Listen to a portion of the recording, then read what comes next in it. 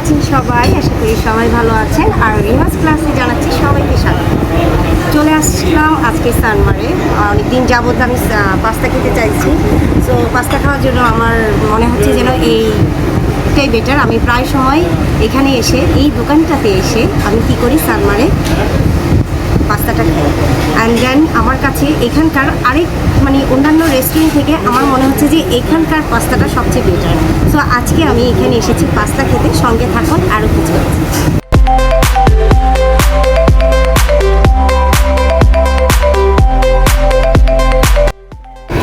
Hello viewers, চলে এসেছি আমার মজাদার পাস্তা। লুক, এই পাস্তাটার জন্য আমি সুদূর আগ্রাবাদ থেকে সানমারে চলে এসেছি। But I like this pasta.